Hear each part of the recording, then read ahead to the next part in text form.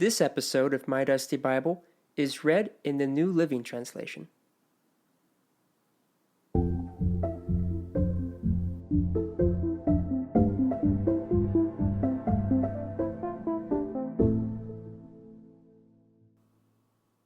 During the 3rd year of King Jehoiakim's reign in Judah, King Nebuchadnezzar of Babylon came to Jerusalem and besieged it. The Lord gave him victory over King Jehoiakim of Judah and permitted him to take some of the sacred objects from the temple of God. So Nebuchadnezzar took them back to the land of Babylonia and placed them in the treasure house of his God. Then the king ordered Ashpenaz, his chief of staff, to bring to the palace some of the young men of Judah's royal family and other noble families who had been brought to Babylon as captives. Select only strong, healthy, and good-looking young men, he said.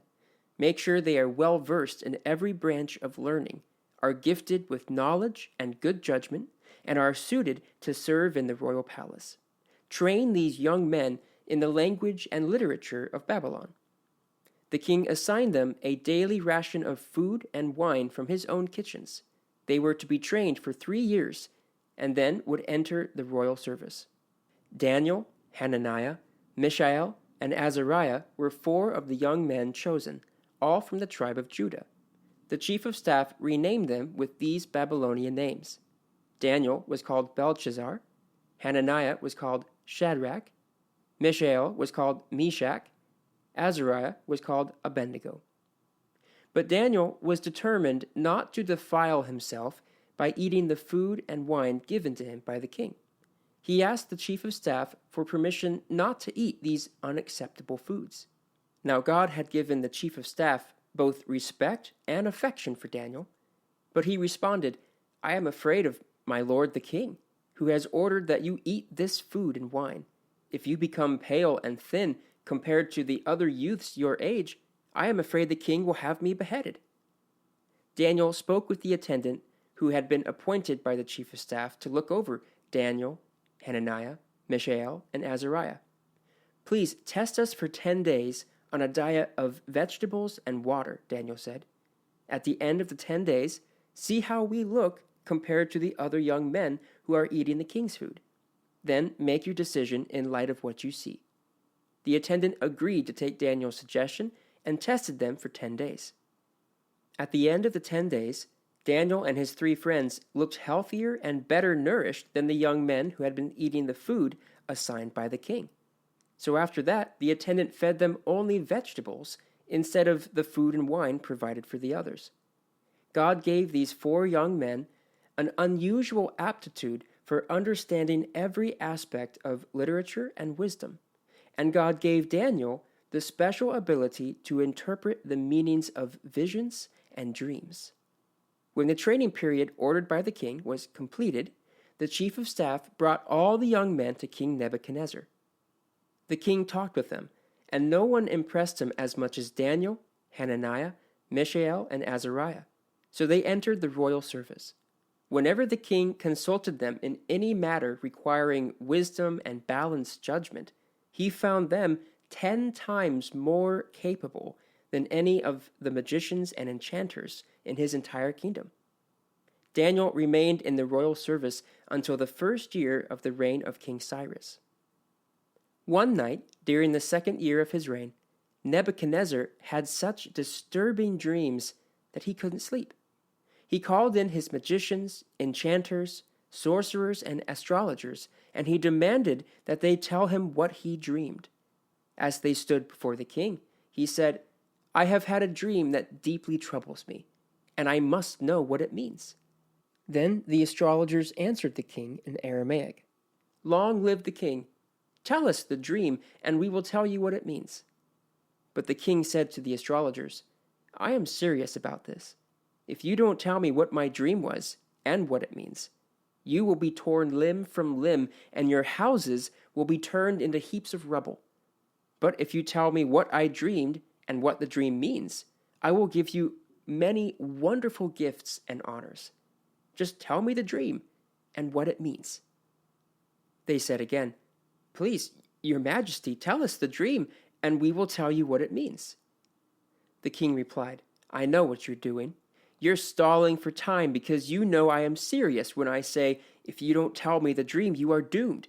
So you have conspired to tell me lies, hoping I will change my mind. But tell me the dream, and then I'll know that you can tell me what it means." The astrologers replied to the king, "No one on earth can tell the king his dream, and no king, however great and powerful, has ever asked such a thing of any magician, enchanter, or astrologer. The king's demand is impossible. No one except the gods can tell you your dream, and they do not live here among people." The king was furious when he heard this, and he ordered that all the wise men of Babylon be executed. And because of the king's decree, men were sent to find and kill Daniel and his friends. When Arioch, the commander of the king's guard, came to kill them, Daniel handled the situation with wisdom and discretion. He asked Arioch, "Why has the king issued such a harsh decree?" So Arioch told him all that happened. Daniel went at once to see the king and requested more time to tell the king what the dream meant. Then Daniel went home and told his friends Hananiah, Mishael, and Azariah what had happened. He urged them to ask the God of heaven to show them his mercy by telling them the secret, so they would not be executed along with the other wise men of Babylon. That night, the secret was revealed to Daniel in a vision. Then Daniel praised the God of heaven. He said, "Praise the name of God forever and ever, for he has all wisdom and power. He controls the course of world events. He removes kings and sets up other kings. He gives wisdom to the wise and knowledge to the scholars. He reveals deep and mysterious things and knows what lies hidden in darkness, though he is surrounded by light. I thank and praise you, God of my ancestors, for you have given me wisdom and strength. You have told me what we asked of you and revealed to us what the king demanded." Then Daniel went in to see Arioch, whom the king had ordered to execute the wise men of Babylon. Daniel said to him, "Don't kill the wise men. Take me to the king, and I will tell him the meaning of his dream." Arioch quickly took Daniel to the king and said, "I have found one of the captives from Judah who will tell the king the meaning of his dream." The king said to Daniel, also known as Belshazzar, "Is this true? Can you tell me what my dream was and what it means?" Daniel replied, "There are no wise men, enchanters, magicians, or fortune-tellers who can reveal the king's secret. But there is a God in heaven who reveals secrets, and he has shown King Nebuchadnezzar what will happen in the future. Now I will tell you your dream and the visions you saw as you lay in your bed. While your majesty was sleeping, you dreamed about coming events. He who reveals secrets has shown you what is going to happen. And it is not because I am wiser than anyone else that I know the secret of your dream, but because God wants you to understand what was in your heart. In your vision, your majesty, you saw standing before you a huge, shining statue of a man. It was a frightening sight. The head of the statue was made of fine gold. Its chest and arms were silver. Its belly and thighs were bronze. Its legs were iron, and its feet were a combination of iron and baked clay. As you watched, a rock was cut from the mountain, but not by human hands. It struck the feet of iron and clay, smashing them to bits. The whole statue was crushed into small pieces of iron, clay, bronze, silver, and gold. Then the wind blew them away without a trace, like chaff on a threshing floor. But the rock that knocked the statue down became a great mountain that covered the whole earth. That was the dream. Now we will tell the king what it means. Your Majesty, you are the greatest of kings. The God of heaven has given you sovereignty, power, strength, and honor. He has made you the ruler over all the inhabited world and has put even the wild animals and birds under your control. You are the head of gold. But after your kingdom comes to an end, another kingdom, inferior to yours, will rise to take your place. After that kingdom has fallen, yet a third kingdom, represented by bronze, will rise to rule the world. Following that kingdom, there will be a fourth one, as strong as iron. That kingdom will smash and crush all previous empires, just as iron smashes and crushes everything it strikes. The feet and toes you saw were a combination of iron and baked clay, showing that this kingdom will be divided. Like iron mixed with clay, it will have some of the strength of iron. But while some parts of it will be as strong as iron, other parts will be as weak as clay. This mixture of iron and clay also shows that these kingdoms will try to strengthen themselves by forming alliances with each other through intermarriage. But they will not hold together, just as iron and clay do not mix. During the reigns of those kings, the God of heaven will set up a kingdom that will never be destroyed or conquered. It will crush all these kingdoms into nothingness, and it will stand forever. That is the meaning of the rock cut from the mountain, though not by human hands, that crushed to pieces the statue of iron, bronze, clay, silver, and gold. The great God was showing the king what will happen in the future. The dream is true, and its meaning is certain. Then King Nebuchadnezzar threw himself down before Daniel and worshipped him. And he commanded his people to offer sacrifices and burn sweet incense before him. The king said to Daniel, "Truly, your God is the greatest of gods, the Lord over kings, a revealer of mysteries, for you have been able to reveal this secret." Then the king appointed Daniel to a high position and gave him many valuable gifts. He made Daniel ruler over the whole province of Babylon, as well as chief over all his wise men.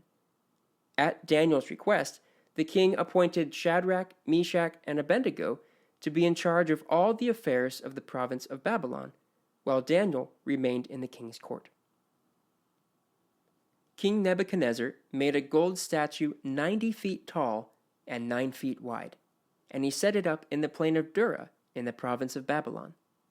Then he sent messages to the high officers, officials, governors, advisors, treasurers, judges, magistrates, and all the provincial officials to come to the dedication of the statue he had set up.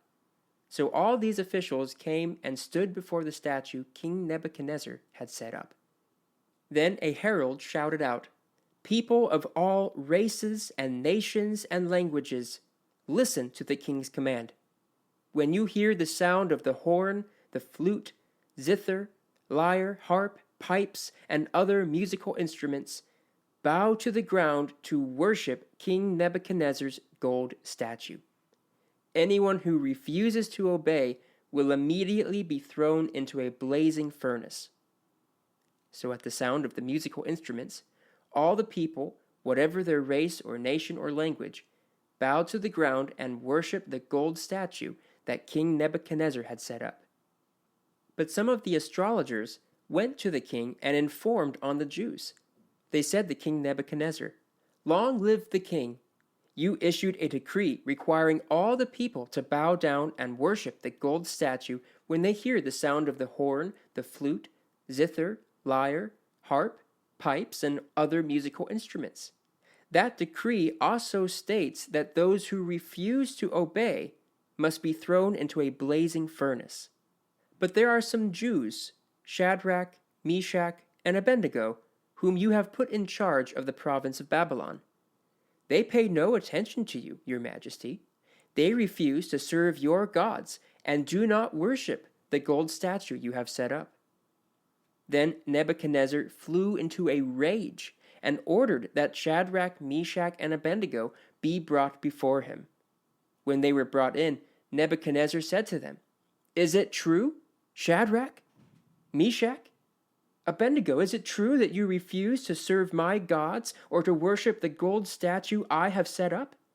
I will give you one more chance to bow down and worship the statue I have made when you hear the sound of the musical instruments. But if you refuse, you will be thrown immediately into the blazing furnace. and then what God will be able to rescue you from my power?"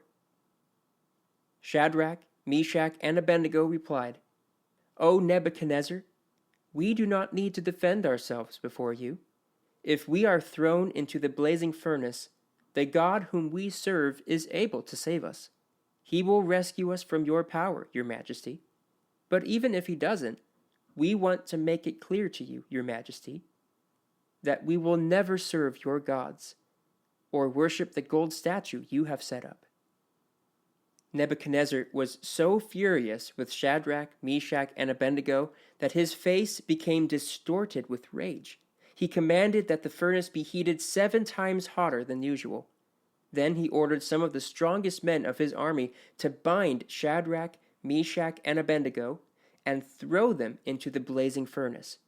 So they tied them up and threw them into the furnace, fully dressed in their pants, turbans, robes, and other garments. And because the king, in his anger, had demanded such a hot fire in the furnace, the flames killed the soldiers as they threw the 3 men in. So Shadrach, Meshach, and Abednego, securely tied, fell into the roaring flames. But suddenly, Nebuchadnezzar jumped up in amazement and exclaimed to his advisers, "Didn't we tie up 3 men and throw them into the furnace?" "Yes, your majesty, we certainly did," they replied. "But look," Nebuchadnezzar shouted, "I see 4 men, unbound, walking around in the fire unharmed. And the 4th looks like a god." Then Nebuchadnezzar came as close as he could to the door of the flaming furnace and shouted, "Shadrach, Meshach, Abednego, servants of the Most High God, come out, come here." So Shadrach, Meshach, and Abednego stepped out of the fire. Then the high officers, officials, governors, and advisers crowded around them and saw that the fire had not touched them. Not a hair on their heads was singed, and their clothing was not scorched. They didn't even smell of smoke. Then Nebuchadnezzar said, "Praise to the God of Shadrach, Meshach, and Abednego. He sent his angel to rescue his servants who trusted in him. They defied the king's command and were willing to die rather than serve or worship any god except their own. Therefore I make this decree: if any people, whatever their race or nation or language, speak a word against the God of Shadrach, Meshach, and Abednego, they will be torn limb from limb, and their houses will be turned into heaps of rubble. There is no other God who can rescue like this." Then the king promoted Shadrach, Meshach, and Abednego to even higher positions in the province of Babylon. King Nebuchadnezzar sent this message to the people of every race and nation and language throughout the world. "Peace and prosperity to you. I want you all to know about the miraculous signs and wonders the Most High God has performed for me. How great are his signs, how powerful his wonders. His kingdom will last forever, his rule through all generations. I, Nebuchadnezzar, was living in my palace in comfort and prosperity. But one night I had a dream that frightened me. I saw visions that terrified me as I lay in my bed.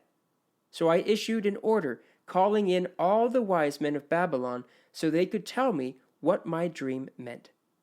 When all the magicians, enchanters, astrologers, and fortune-tellers came in, I told them the dream, but they could not tell me what it meant. At last, Daniel came before me, and I told him the dream.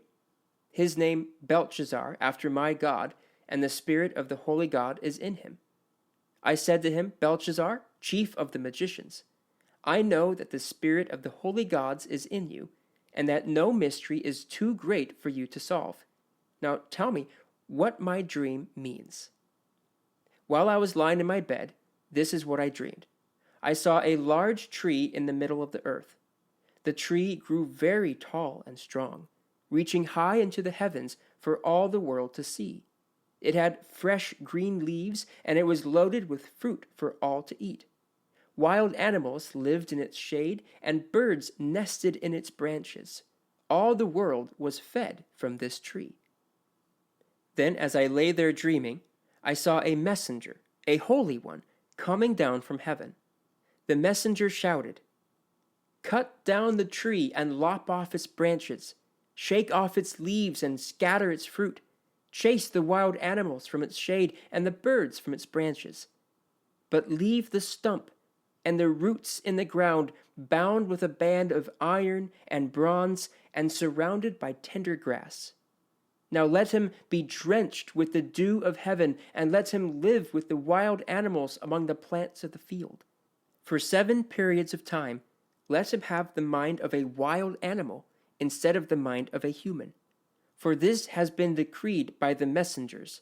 It is commanded by the holy ones, so that everyone may know that the Most High rules over the kingdoms of the world. He gives them to anyone he chooses, even the lowliest of people." Belshazzar, that was the dream that I, King Nebuchadnezzar, had. Now tell me what it means, for none of the wise men of my kingdom can do so. But you can tell me, because the spirit of the holy gods is in you. Upon hearing this, Daniel, also known as Belshazzar, was overcome for a time, frightened by the meaning of the dream. Then the king said to him, "Belshazzar, don't be alarmed by the dream and what it means." Belshazzar replied, "I wish the events foreshadowed in this dream would happen to your enemies, my lord, and not to you. The tree you saw was growing very tall and strong, reaching high into the heavens for the world to see. It had fresh green leaves and was loaded with fruit for all to eat. Wild animals lived in its shade and birds nested in its branches. That tree, your majesty, is you. For you have grown strong and great. Your greatness reaches up to heaven, and your rule to the ends of the earth." Then you saw a messenger, a holy one, coming down from heaven and saying, "Cut down the tree and destroy it, but leave the stump and the roots in the ground, bound with a band of iron and bronze and surrounded by tender grass. Let him be drenched with the dew of heaven.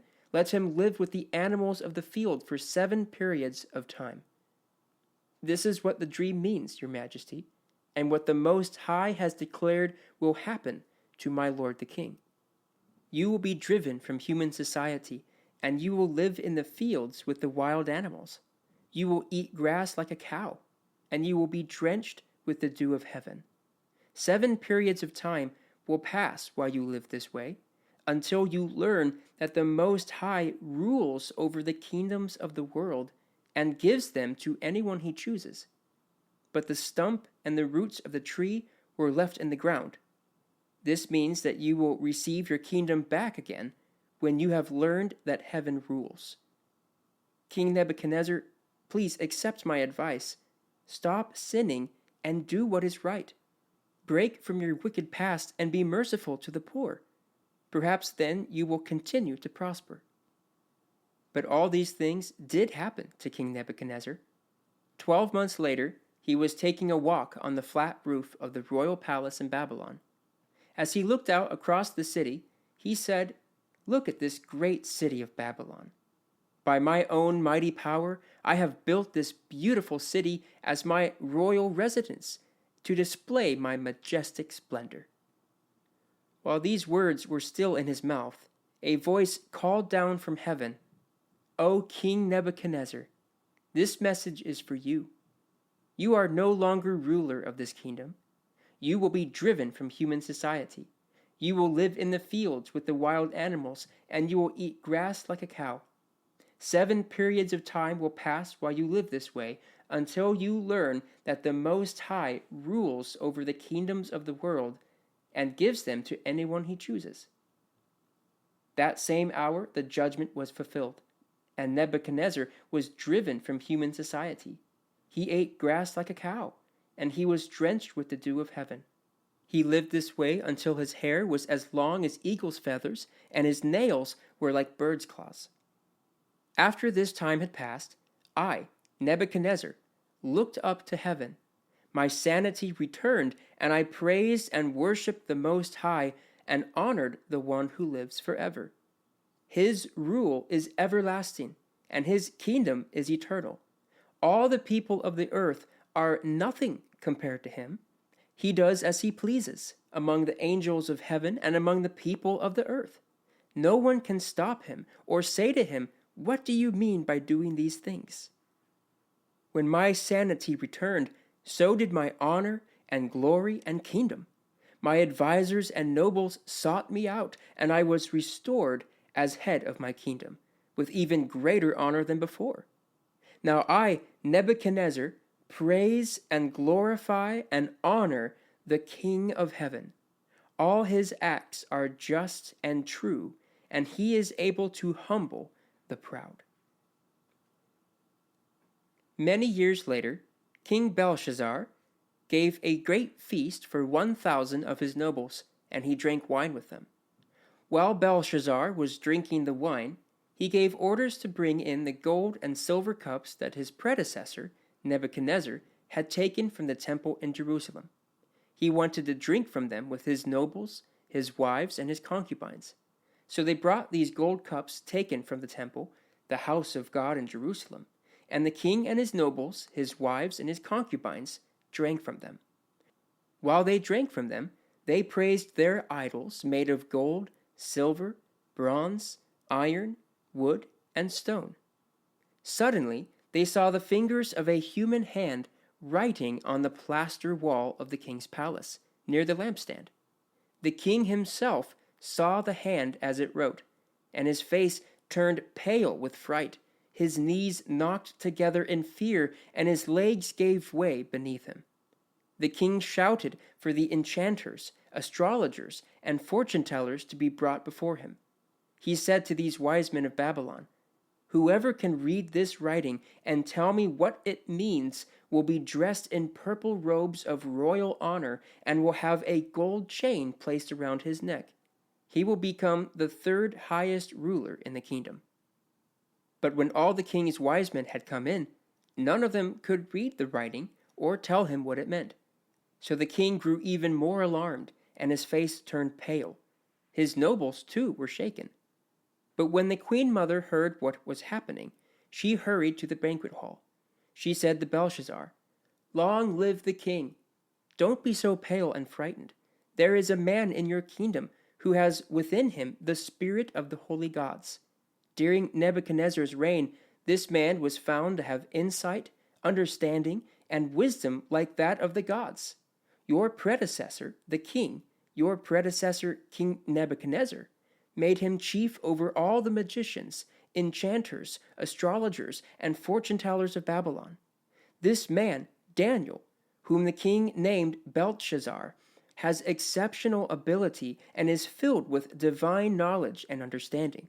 He can interpret dreams, explain riddles, and solve difficult problems. Call for Daniel, and he will tell you what the writing means." So Daniel was brought in before the king. The king asked him, "Are you Daniel, one of the exiles brought from Judah by my predecessor, King Nebuchadnezzar? I have heard that you have the spirit of the gods within you, and that you are filled with insight, understanding, and wisdom. My wise men and enchanters have tried to read the words on the wall and tell me their meaning, but they cannot do it. I am told that you can give interpretations and solve difficult problems. If you can read these words and tell me their meaning, you will be clothed in purple robes of royal honor, and you will have a gold chain placed around your neck. You will become the third highest ruler in the kingdom." Daniel answered the king, "Keep your gifts or give them to someone else, but I will tell you what the writing means. Your Majesty, the Most High God gave sovereignty, majesty, glory, and honor to your predecessor Nebuchadnezzar. He made him so great that people of all races and nations and languages trembled before him in fear. He killed those he wanted to kill and spared those he wanted to spare. He honored those he wanted to honor and disgraced those he wanted to disgrace. But when his heart and mind were puffed up with arrogance, he was brought down from his royal throne and stripped of his glory. He was driven from human society. He was given the mind of a wild animal, and he lived among the wild donkeys. He ate grass like a cow, and he was drenched with the dew of heaven, until he learned that the Most High God rules over the kingdoms of the world and anoints anyone he desires to rule over them. You are his successor, O Belshazzar, and you knew all of this. Yet you have not humbled yourself, for you have proudly defied the Lord of heaven and have had these cups from his temple brought before you. You and your nobles and your wives and concubines have been drinking wine from them while praising gods of silver, gold, bronze, iron, wood, and stone, gods that neither see nor hear nor know anything at all. But you have not honored the God who gives you the breath of life and controls your destiny. So God has sent this hand to write this message. This is the message that was written. Mene, mene, tekel, and parsin. This is what these words mean. Mene means numbered. God has numbered the days of your reign and has brought it to an end. Tekel means weighed. You have been weighed on the balances and have not measured up. Parsin means divided. Your kingdom has been divided and given to the Medes and Persians.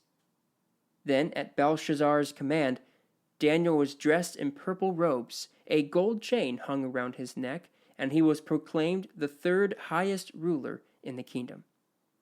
But that very night, Belshazzar, the Babylonian king, was killed, and Darius the Mede took over the kingdom at age of 62.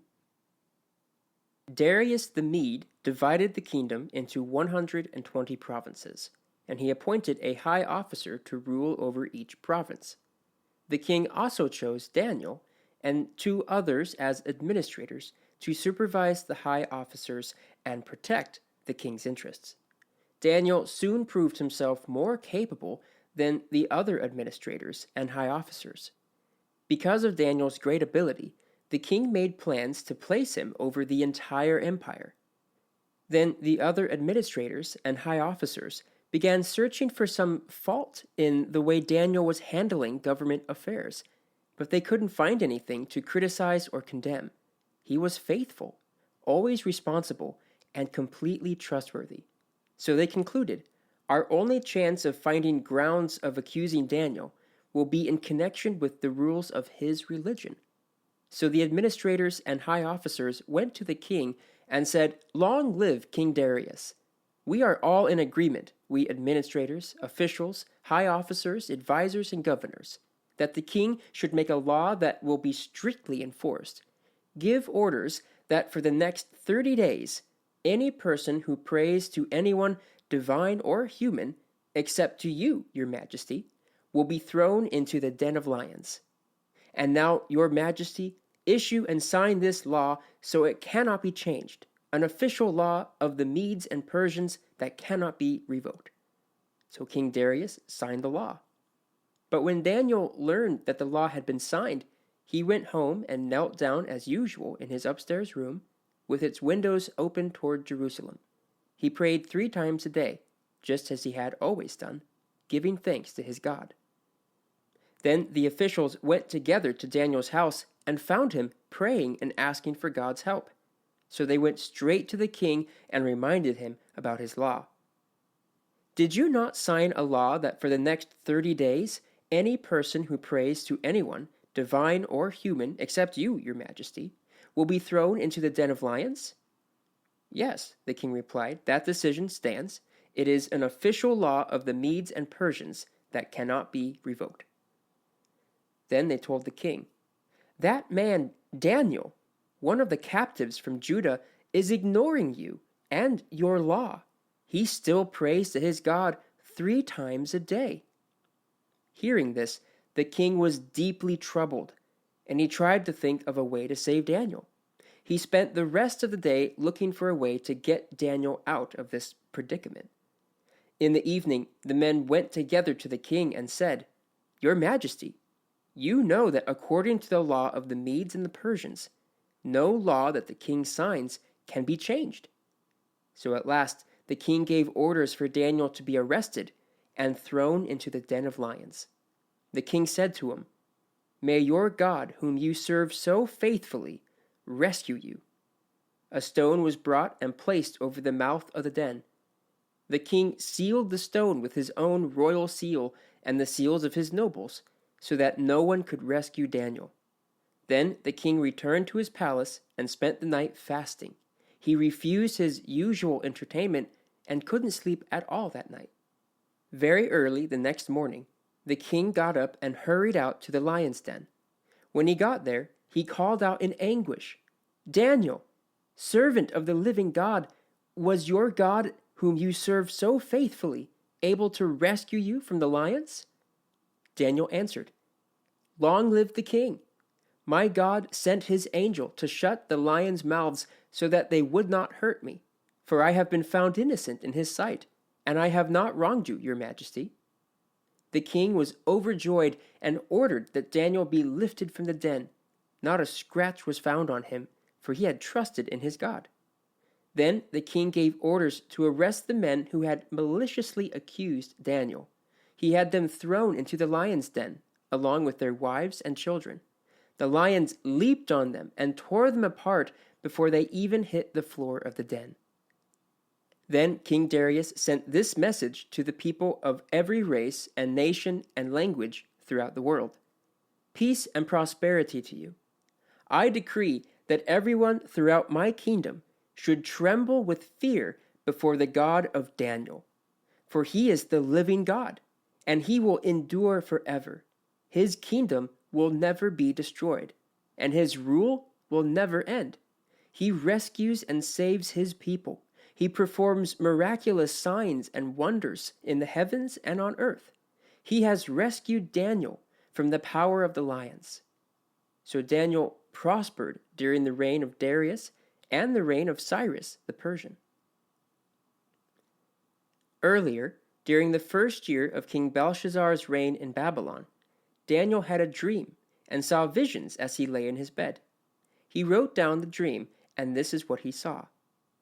"In my vision that night, I, Daniel, saw a great storm churning the surface of a great sea, with strong winds blowing from every direction.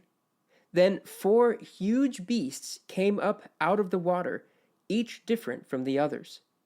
The first beast was like a lion with eagle's wings. As I watched, its wings were pulled off, and it was left standing with its 2 hind feet on the ground like a human being, and it was given a human mind. Then I saw a second beast, and it looked like a bear. It was rearing up on one side, and it had 3 ribs in its mouth between its teeth. And I heard a voice saying to it, 'Get up, devour the flesh of many people.' Then the third of these strange beasts appeared, and it looked like a leopard. It had 4 birds' wings on its back, and it had 4 heads. Great authority was given to this beast. Then in my vision that night, I saw a 4th beast, terrifying, dreadful, and very strong. It devoured and crushed its victims with huge iron teeth and trampled their remains beneath its feet. It was different from any of the other beasts, and it had 10 horns. As I was looking at the horns, suddenly another small horn appeared among them. 3 of the first horns were torn out by the roots to make room for it. This little horn had eyes like human eyes and a mouth that was boasting arrogantly. I watched as thrones were put in place, and the Ancient One sat down to judge. His clothing was as white as snow. His hair was like purest wool. He sat on a fiery throne with wheels of blazing fire, and a river of fire was pouring out, flowing from his presence. Millions of angels ministered to him. Many millions stood to attend him. Then the court began its session, and the books were opened. I continued to watch because I could hear the little horn's boastful speech. I kept watching until the 4th beast was killed, and its body was destroyed by fire. The other 3 beasts had their authority taken from them, but they were allowed to live a while longer. As my vision continued that night, I saw someone like a son of man coming with the clouds of heaven. He approached the Ancient One and was led into his presence. He was given authority, honor, and sovereignty over all the nations of the world so that people of every race and nation and language would obey him. His rule is eternal. It will never end. His kingdom will never be destroyed. I, Daniel, was troubled by all I had seen, and my visions terrified me. So I approached one of those standing beside the throne and asked him what it all meant. He explained it to me like this. These 4 huge beasts represent 4 kingdoms that will arise from the earth. But in the end, the holy people of the Most High will be given the kingdom, and they will rule forever and ever. Then I wanted to know the true meaning of the 4th beast, the one so different from the others and so terrifying. It had devoured and crushed its victims with iron teeth and bronze claws, trampling their remains under its feet. I also asked about the 10 horns on the 4th beast's head and the little horn that came up afterward and destroyed 3 of the other horns. This horn had seemed greater than the others, and it had human eyes and a mouth that was boasting arrogantly. As I watched, this horn was waging war against God's holy people and defeating them, until the Ancient One, the Most High, came and judged in favor of his holy people. Then the time arrived for the holy people to take over the kingdom. Then he said to me, "This 4th beast is the 4th world power that will rule the earth. It will be different from all the others. It will devour the whole world, trampling and crushing everything in its path. Its 10 horns are 10 kings who will rule that empire.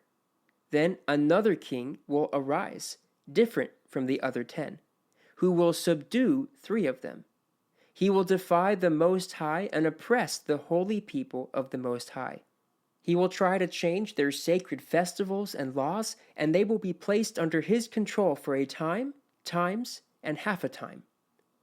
But then the court will pass judgment, and all his power will be taken away and completely destroyed. Then the sovereignty, power, and greatness of all the kingdoms under heaven will be given to the holy people of the Most High. His kingdom will last forever, and all rulers will serve and obey him." That was the end of the vision. I, Daniel, was terrified by my thoughts, and my face was pale with fear. But I kept these things to myself.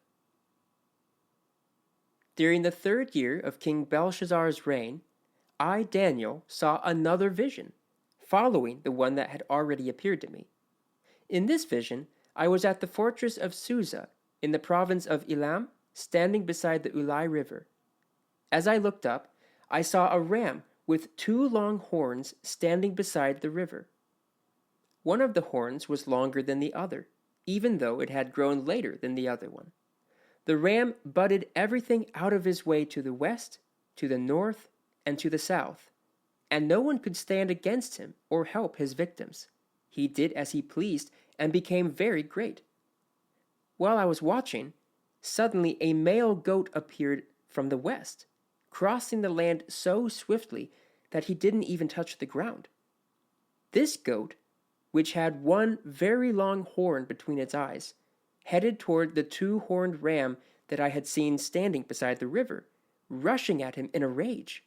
The goat charged furiously at the ram and struck him, breaking off both his horns. Now the ram was helpless, and the goat knocked him down and trampled him.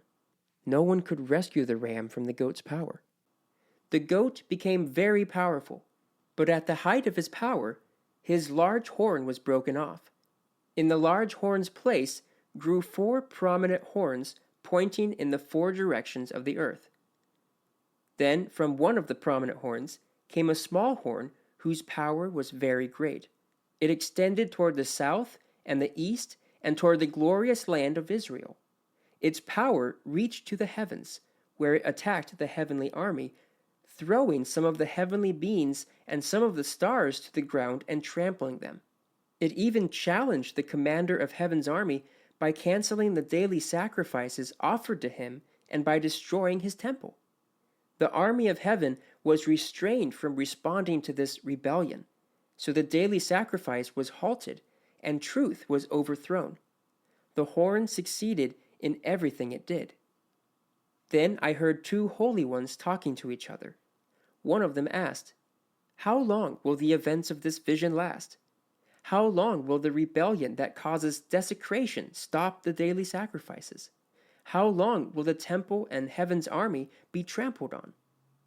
The other replied, "It will take 2,300 evenings and mornings. Then the temple will be made right again." As I, Daniel, was trying to understand the meaning of this vision, someone who looked like a man stood in front of me, and I heard a human voice calling out from the Ulai River, "Gabriel, tell this man the meaning of his vision." As Gabriel approached the place where I was standing, I became so terrified that I fell with my face to the ground. "Son of man," he said, "you must understand that the events you have seen in your vision relate to the time of the end." While he was speaking, I fainted and lay there with my face to the ground. But Gabriel roused me with a touch and helped me to my feet. Then he said, "I am here to tell you what will happen later in the time of wrath. What you have seen pertains to the very end of time. The two-horned ram represents the kings of Media and Persia. The shaggy male goat represents the king of Greece, and the large horn between his eyes represent the first king of the Greek Empire. The four prominent horns that replace the one large horn show that the Greek Empire will break into four kingdoms, but none as great as the first. At the end of their rule, when their sin is at its height, a fierce king, a master of intrigue, will rise to power. He will become very strong, but not by his own power. He will cause a shocking amount of destruction and succeed in everything he does. He will destroy powerful leaders and devastate the holy people. He will be a master of deception and will become arrogant. He will destroy many without warning. He will even take on the prince of princes in battle, but he will be broken, though not by human power." This vision about the 2,300 evenings and mornings is true, but none of these things will happen for a long time, so keep this vision a secret. Then I, Daniel, was overcome and lay sick for several days. Afterward, I got up and performed my duties for the king, but I was greatly troubled by the vision and I could not understand it. It was the first year of the reign of Darius the Mede, the son of Ahasuerus, who became king of the Babylonians.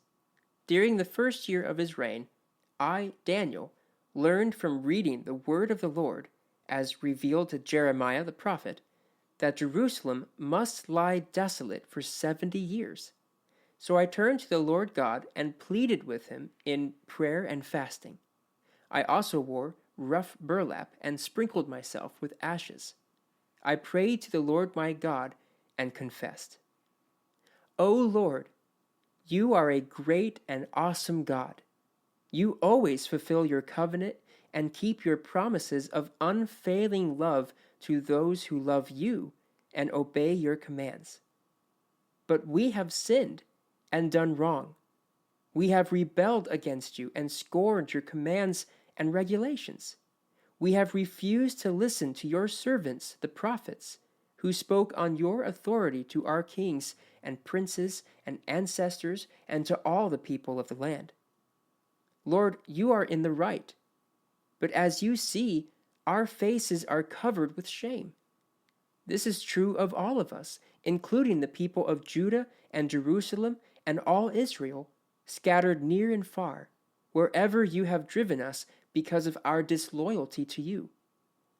O Lord, we and our kings and princes and ancestors are covered with shame because we have sinned against you.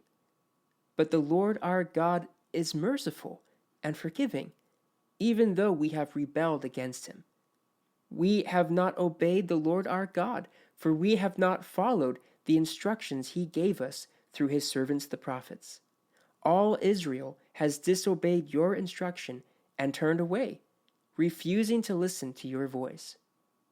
So now the solemn curses and judgments written in the law of Moses, the servant of God, have been poured down on us because of our sin. You have kept your word and done to us and our rulers exactly what you warned. Never has there been such a disaster as happened in Jerusalem. Every curse written against us in the law of Moses has come true. Yet we have refused to seek mercy from the Lord our God by turning from our sins and recognizing his truth. Therefore, the Lord has brought upon us the disaster he prepared. The Lord our God was right to do all of these things, for we did not obey him. O Lord our God, you brought lasting honor to your name by rescuing your people from Egypt in a great display of power. But we have sinned and are full of wickedness. In view of all your faithful mercies, Lord, please turn your furious anger away from your city, Jerusalem, your holy mountain. All the neighboring nations mock Jerusalem and your people because of our sins and the sins of our ancestors. O our God, hear your servant's prayer. Listen as I plead, for your own sake, Lord. Smile again on your desolate sanctuary. O my God, lean down and listen to me. Open your eyes and see our despair. See how your city, the city that bears your name, lies in ruin. We make this plea not because we deserve help, but because of your mercy. Lord, hear. O Lord, forgive. O Lord, listen and act. For your own sake, do not delay, O my God. For your people and your city bear your name. I went on praying and confessing my sin and the sin of my people, pleading with the Lord my God for Jerusalem, his holy mountain.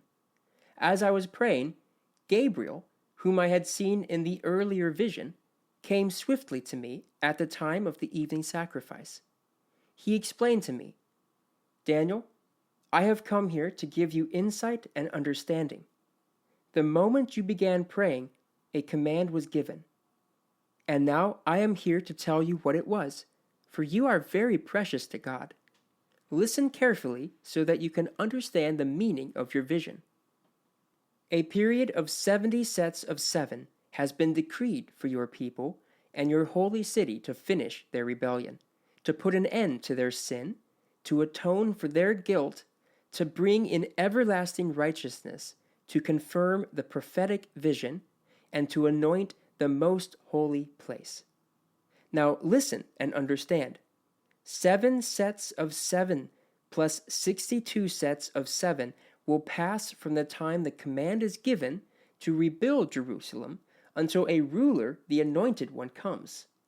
Jerusalem will be rebuilt with streets and strong defenses, despite the perilous times. After this period of 62 sets of 7, the anointed one will be killed, appearing to have accomplished nothing, and a ruler will arise whose armies will destroy the city and the temple. The end will come with a flood, and war and its miseries are decreed from that time to the very end. The ruler will make a treaty with the people for a period of 1 set of 7, but after half this time he will put an end to the sacrifices and offerings. And as a climax to all his terrible deeds, he will set up a sacrilegious object that causes desecration until the fate decreed for this defiler is finally poured out on him. In the 3rd year of the reign of King Cyrus of Persia, Daniel, also known as Belshazzar, had another vision. He understood that the vision concerned events certain to happen in the future, times of war and great hardship. When this vision came to me, I, Daniel, had been in mourning for 3 whole weeks. All that time I had eaten no rich food, no meat or wine had crossed my lips, and I used no fragrant lotions until those 3 weeks had passed. On April 23rd, as I was standing on the bank of the great Tigris River, I looked up and saw a man dressed in linen clothing, with a belt of pure gold around his waist. His body looked like a precious gem. His face flashed like lightning, and his eyes flamed like torches. His arms and feet shone like polished bronze, and his voice roared like a vast multitude of people. Only I, Daniel, saw this vision. The men with me saw nothing, but they were suddenly terrified and ran away to hide. So I was left there all alone to see this amazing vision. My strength left me. My face grew deathly pale, and I felt very weak. Then I heard the man speak, and when I heard the sound of his voice, I fainted and lay there with my face to the ground. Just then a hand touched me and lifted me, still trembling, to my hands and knees. And he said to me, "Daniel, you are very precious to God. So listen carefully to what I have to say to you. Stand up, for I have been sent to you." When he said this to me, I stood up, still trembling. Then he said, "Don't be afraid, Daniel. Since the first day you began to pray for understanding and to humble yourself before your God, your request has been heard in heaven. I have come in answer to your prayer. But for 21 days, the spirit prince of the kingdom of Persia blocked my way. Then Michael, one of the archangels, came to help me, and I left him there with the spirit prince of the kingdom of Persia. Now I am here to explain what will happen to your people in the future, for this vision concerns a time yet to come." While he was speaking to me, I looked down at the ground, unable to say a word. Then the one who looked like a man touched my lips, and I opened my mouth and began to speak. I said to the one standing in front of me, "I am filled with anguish because of the vision I have seen, my Lord, and I am very weak. How can someone like me, your servant, talk to you, my Lord? My strength is gone, and I can hardly breathe." Then the one who looked like a man touched me again, and I felt my strength returning. "Don't be afraid," he said, "for you are very precious to God. Peace. Be encouraged. Be strong." As he spoke these words to me, I suddenly felt stronger, and said to him, "Please speak to me, my Lord, for you have strengthened me." He replied, "Do you know why I have come? Soon I must return to fight against the spirit prince of the kingdom of Persia, and after that the spirit prince of the kingdom of Greece will come. Meanwhile, I will tell you what is written in the book of truth. No one helps me against these spirit princes except Michael, your spirit prince. I have been standing beside Michael to support and strengthen him since the first year of the reign of Darius the Mede. Now then, I will reveal the truth to you. 3 more Persian kings will reign, to be succeeded by a 4th far richer than the others. He will use his wealth to stir up everyone to fight against the kingdom of Greece. Then a mighty king will rise to power who will rule with great authority and accomplish everything he sets out to do. But at the height of his power, his kingdom will be broken apart and divided into 4 parts. It will not be ruled by the king's descendants, nor the kingdom hold the authority it once had, for his empire will be uprooted and given to others. The king of the south will increase in power, but one of his own officials will become more powerful than he and will rule his kingdom with great strength. Some years later, an alliance will be formed between the king of the north and the king of the south. The daughter of the king of the south will be given in marriage to the king of the north to secure the alliance, but she will lose her influence over him, and so will her father. She will be abandoned along with her supporters. But when one of her relatives becomes king of the south, he will raise an army and enter the fortress of the king of the north and defeat him. When he returns to Egypt, he will carry back their idols with him, along with the priceless articles of gold and silver. For some years afterward, he will leave the king of the north alone. Later, the king of the north will invade the realm of the king of the south, but will soon return to his own land. However, the sons of the king of the north will assemble a mighty army that will advance like a flood, and carry the battle as far as the enemy's fortress. Then, in a rage, the king of the south will rally against the vast forces assembled by the king of the north and will defeat them. After the enemy army is swept away, the king of the south will be filled with pride and will execute many thousands of his enemies. But his success will be short-lived. A few years later, the king of the north will return with a fully equipped army far greater than before. At that time, there will be a general uprising against the king of the south. Violent men among your own people will join them in fulfillment of this vision. But they will not succeed.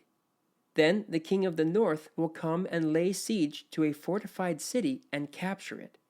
The best troops of the south will not be able to stand in the face of the onslaught.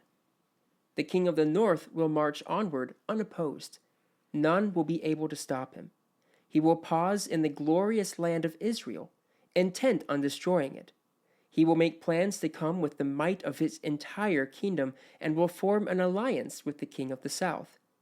He will give him a daughter in marriage in order to overthrow the kingdom from within. But his plan will fail. After this, he will turn his attention to the coastland and conquer many cities.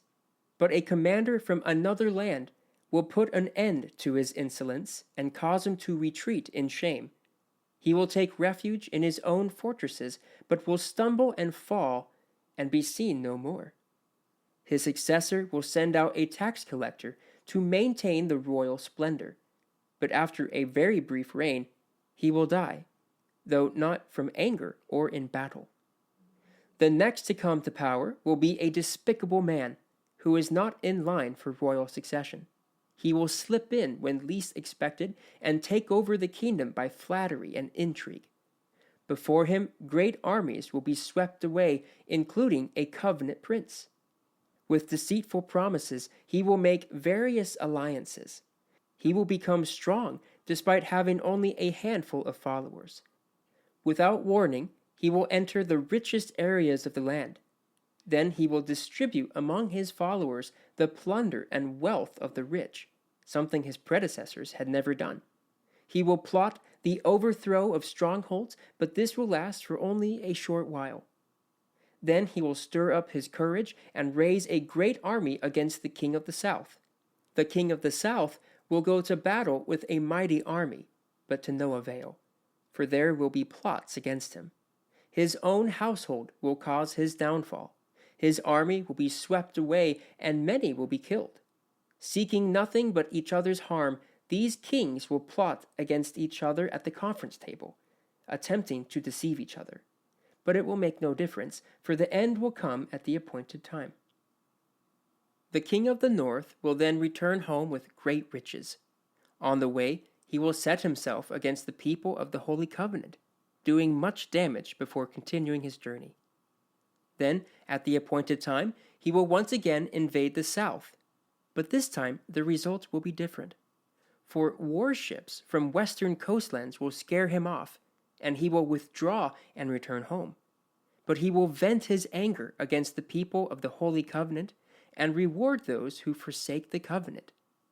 His army will take over the temple fortress, pollute the sanctuary, put a stop to the daily sacrifices, and set up the sacrilegious object that causes desecration. He will flatter and win over those who have violated the covenant, but the people who know their God will be strong and will resist him. Wise leaders will give instructions to many, but these teachers will die by fire and sword, or they will be jailed and robbed. During these persecutions, little help will arrive, and many who join them will not be sincere. And some of the wise will fall victim to persecution. In this way, they will be refined and cleansed and made pure until the time of the end, for the appointed time is still to come. The king will do as he pleases, exalting himself and claiming to be greater than every god, even blaspheming the God of gods. He will succeed, but only until the time of wrath is completed. For what has been determined will surely take place. He will have no respect for the gods of his ancestors or for the god loved by women, or for any other god, for he will boast that he is greater than them all. Instead of these, he will worship the god of fortresses, a god his ancestors never knew, and lavish on him gold, silver, precious stones, and expensive gifts. Claiming this foreign god's help, he will attack the strongest fortresses. He will honor those who submit to him, appointing them to positions of authority and dividing the land among them as their reward. Then, at the time of the end, the king of the south will attack the king of the north. The king of the north will storm out with chariots, charioteers, and a vast navy. He will invade various lands and sweep through them like a flood. He will enter the glorious land of Israel, and many nations will fall. But Moab, Edom, and the best part of Ammon will escape. He will conquer many countries, and even Egypt will not escape. He will gain control over the gold, silver, and treasures of Egypt, and the Libyans and Ethiopians will be his servants. But then news from the east and the north will alarm him, and he will set out in great anger to destroy and obliterate many. He will stop between the glorious holy mountain and the sea and will pitch his royal tent. But while he is there, his time will suddenly run out, and no one will help him. At that time, Michael, the archangel, who stands guard over your nation, will arise. Then there will be a time of anguish greater than any since nations first came into existence. But at that time, every one of your people whose name is written in the book will be rescued. Many of those whose bodies lie dead and buried will rise up, some to everlasting life, and some to shame and everlasting disgrace. Those who are wise will shine as bright as the sky, and those who lead many to righteousness will shine like stars forever. But you, Daniel, keep this prophecy a secret.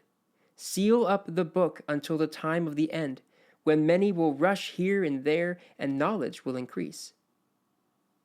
Then I, Daniel, looked and saw two others standing on opposite banks of the river.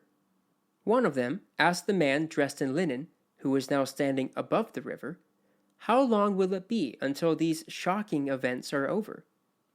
The man dressed in linen, who was standing above the river, raised both his hands toward heaven and took a solemn oath by the one who lives forever, saying, "It will go on for a time, times, and half a time. When the shattering of the holy people has finally come to an end, all these things will have happened." I heard what he said, but I did not understand what he meant. So I asked, "How will all this finally end, my Lord?" But he said, "Go now, Daniel, for what I have said is kept secret and sealed until the time of the end. Many will be purified, cleansed, and refined by these trials, but the wicked will continue in their wickedness, and none of them will understand. Only those who are wise will know what it means. From the time the daily sacrifice is stopped, and the sacrilegious object that causes desecration is set up to be worshipped, there will be 1,290 days. And blessed are those who wait and remain until the end of the 1,335 days. As for you, go your way until the end. You will rest, and then at the end of the days, you will rise again to receive the inheritance set aside for you."